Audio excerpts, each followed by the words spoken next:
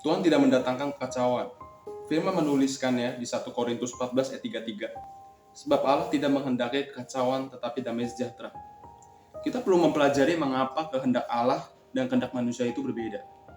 Kehendak Allah, ya, walau tegas mengharuskan, seperti katakan hukum Taurat, tetapi semuanya itu disampaikan untuk mendatangkan keteraturan atau order. Dan semuanya itu untuk kebaikan manusia.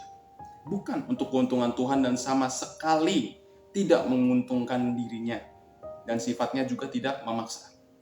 Kehendak manusia juga banyak yang mengharuskan untuk kebaikan sesamanya. Apakah seorang ibu mengharuskan anaknya untuk membalas kasihnya karena telah melahirkan dia dan merawat dia sampai besar terdengar salah? Tidak. Kalau seorang anak ingin dihormati oleh keturunannya kelak, maka ia harus pertama-tama belajar menghormati dan mengasihi orang tuanya. Tetapi manusia adalah makhluk dengan daging. Dan daging itu lemah.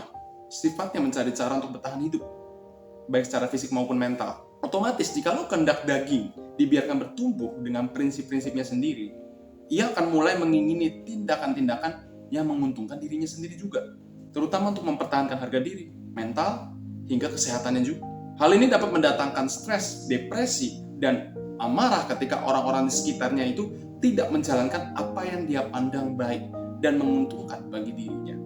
Karena kehendak manusia ujungnya membentuk sifat yang saling menuntut satu sama lain. Dan itu akan menyebabkan penderitaan, beban berat, bahkan keinginan-keinginan jahat.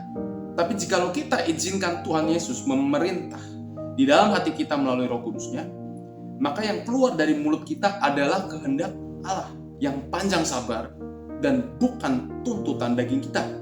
Dan ketika orang-orang di sekitar kita itu tidak melakukannya, kita itu tidak merasa terbeban berat, rugi, atau sampai harus menuntut. Kita tidak merasakan semuanya itu karena bukan kita yang berkehendak, tetapi Allah. Sehingga kalaupun kita bisa kesal terhadap orang tersebut atau orang sekitar kita ketika kita menyampaikan firman Tuhan itu, menyampaikan perintah Allah, lebih besar kemungkinan semuanya itu, kekesalan itu akan mentok di otak kita dan bukan di hati. Karena Roh Kudus yang memegang kendali.